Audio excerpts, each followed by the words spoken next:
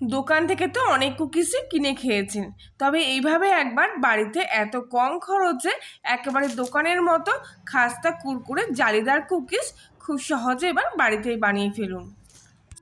তার জন্য প্রথমেই আমি এখানে কিছুটা বাটার নিয়ে নেব।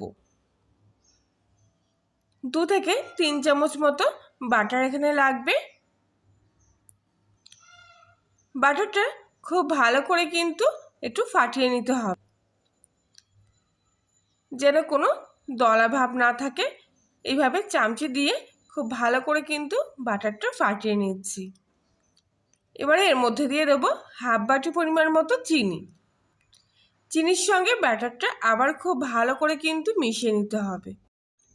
তবে চিনির পরিমাণটা আপনারা যেরকম মিষ্টি খেতে পছন্দ করবেন সেই অনুযায়ী নেবেন। কিছুক্ষণ এইভাবে একটু চেপে চেপে মিশিয়ে দেওয়ার ফলে দেখবেন চিনিটা কিন্তু খুব ভালোভাবে বাটারের সাথে মিশে গেছে। তবে এক্ষেত্রে চিনিটা কিন্তু পুরোপুরি গলে যাবে না, একটু দানা দানা ভাব থেকেই যাবে। আর তার জন্যে কিন্তু বিস্কুটগুলো অতটা সুন্দর খাস্তা আর জালিদার হবে।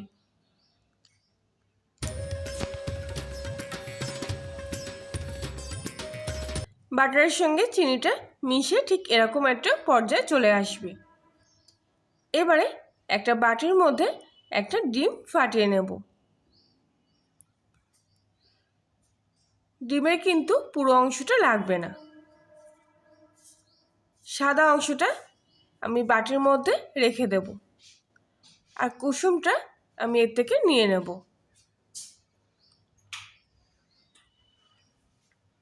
ডিমের কুসুমটা আগে থেকে ফাটিয়ে রাখা বাটার আর চিনির মিশ্রণের মধ্যে দিয়ে আবার খুব ভালো করে একসঙ্গে সব কিছু মিশিয়ে নেব।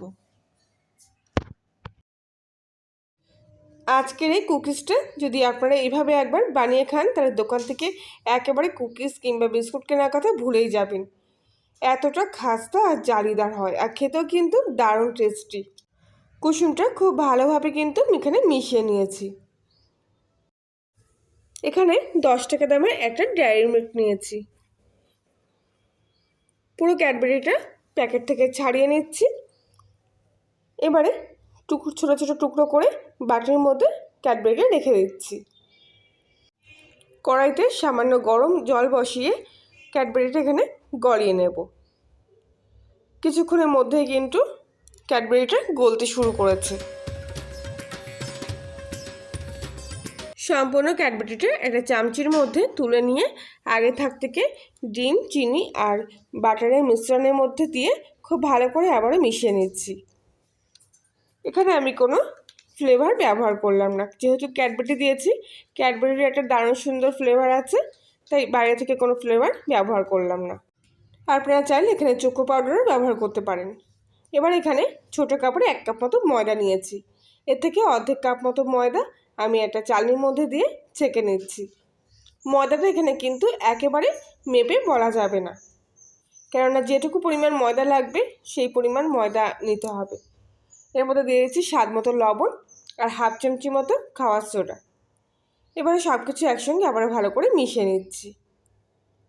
যদি পরে মনে হয় যে একটু নরম হয়ে গেছে মাখাটা, আর একটু শক্ত করতে হবে, তাহলে আমি আরও একটু ময়দা নিয়ে নেব। তবে এখানে দেখুন মাখছি, এখানে কিন্তু একটুকু নরম ভাব নেই। যেটুকু ময়দা নিয়েছিলাম তাতেই কিন্তু সম্পূর্ণ মিশ্রণটা মাখা হয়ে গেছে। তাই জন্যে এর মধ্যে আমি আর কোনো ময়দা ব্যবহার করলাম না। সব কিছু কিন্তু খুব ভালোভাবে এবার মিশিয়ে দিতে হবে। খুব একটা বেশি শক্ত ডো তৈরি করা যাবে না। হাত দিয়ে আবারও ভালো করে কিছুক্ষণ মেখে নিচ্ছি। আজকের রেসিপিটি ভালো লাগলে লাইক, শেয়ার, কমেন্ট করার জন্য আপনাদের কাছে ছোট একটা অনুরোধ রইল। কুকিজের জন্য সম্পূর্ণ ডোটা এখানে তৈরি হয়ে গেছে। আর চকলেটটা দেওয়ার ফলে কিন্তু এখানে কাঁচা ডিমের কোনো গন্ধ হওয়া ছড়াবে না। তবু যদি আপনারা মনে করেন আলাদা করে কোনো ফ্লেভার অ্যাড করবেন, তাহলে অ্যাড করতে পারেন। সম্পূর্ণ ডোটা দেখুন কত সুন্দর একদম মসৃণ তেলালো হয়েছে। এবারে এই ডোটা হাতের মধ্যে নিয়ে এরকম লম্বা একটু শেপ দিয়ে নেব।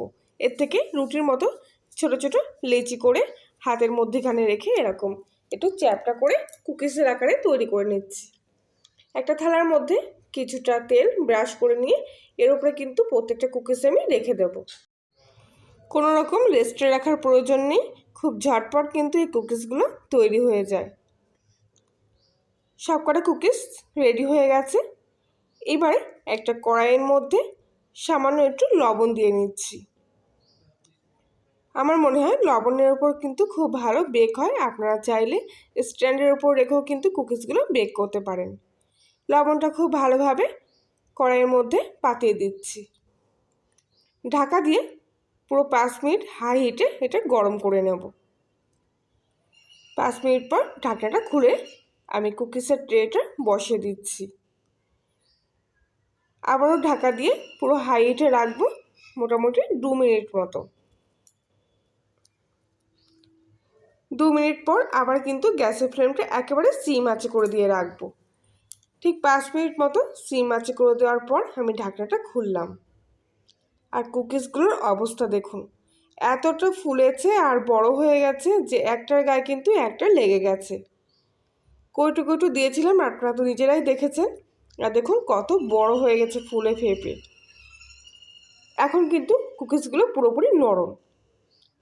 এবার আমি গ্যাসটা অফ করে দিয়ে সম্পূর্ণ কুকিজের ট্রেটা আবারও নামিয়ে নিচ্ছি। কুকিজগুলো আমি কিছুক্ষণ ধরে খুব ভালোভাবে ঠান্ডা হতে দেব।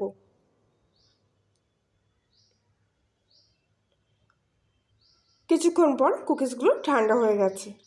এবারে এক এক করে কুকিজগুলো আমি ছাড়িয়ে নিচ্ছি। দেখুন প্রত্যেকটা কিন্তু প্রত্যেকটার গায়ে লেগে গেছে। আমার জায়গাটা একটু শর্ট হয়ে গেছে, একটু কম দিলে ভালো হতো, বেশি কুকিজ দেওয়া হয়ে গেছে। আপনারা কিন্তু একটু কম করে দেবেন, আর যদি বড় পাত্র হয় তাহলে একটু বেশি করে দেবেন। দেখুন প্রত্যেকটা কুকিজ কিন্তু দেখতে দারুণ সুন্দর হয়েছে। আর উল্টো পিঠটা দেখুন কতটা জালিদার হয়েছে। আর আবারও বলছি 5 মিনিটের বেশি সময় ধরে কিন্তু বেক করবেন না, তাহলে বিস্কুটগুলো চিট হয়ে শক্ত হয়ে যাবে। এবারে প্রত্যেক কটা কুকিজ আমি উল্টে দিচ্ছি। আর ঠান্ডা হওয়ার পর কিন্তু কুকিজগুলোতে হাত দেবেন, গরম অবস্থায় হাত দেবেন না, তাহলে কিন্তু প্রত্যেক কটা কুকিজ ভেঙে যেতে পারে। উল্টে দিয়েছি কুকিজগুলো। এবার আবারও আমি লবণের কড়াইতে কুকিজগুলো বসিয়ে দিচ্ছি। আর লো টু মিডিয়াম আছে আবারও 5 মিনিট ধরে আমি বেক করে নেব। টোটাল 10 মিনিট সময় লাগলো এই কুকিজগুলো বেক করতে। গরম আছে এখন কিন্তু হাত দেবো না। আবারও কিছুক্ষণ ঠান্ডা হয়ে গেলে তারপর কুকিজগুলো আমি একটা একটা করে তুলে দেখাচ্ছি। দেখুন কত সুন্দর হয়েছে। প্রত্যেক কটা কুকিজ দেখুন কতটা খাস্তা হয়েছে। তুলতে গেলে কিন্তু একটু বেগতিক হলেই গুঁড়ো হয়ে যাচ্ছে। প্রত্যেক কটা কুকিজ এখানে আমি নামিয়ে নিচ্ছি। আর দেখতেও দেখুন কত সুন্দর হয়েছে। একটা কুকিজ ভেঙে দেখাচ্ছি ভিতর থেকে, দেখুন কত সুন্দর জালিদার হয়েছে। আর এতটাই খাস্তা যে মুখে দিলেই কিন্তু মিলিয়ে যাবে। কলিনের রান্নাঘরে আপনি যদি নতুন সদস্য হয়ে থাকেন তাহলে প্লিজ চ্যানেলটি সাবস্ক্রাইব করে পাশে থাকবেন। আর পাশের বেল আইকনটি প্রেস করবেন নতুন কোনো ভিডিওর আপডেট পাওয়ার জন্য। আজকের মতো এই পর্যন্তই, আবার দেখা হচ্ছে অন্য একদিন। আর ততক্ষণ সবাই ভালো থাকবেন, সুস্থ থাকবেন।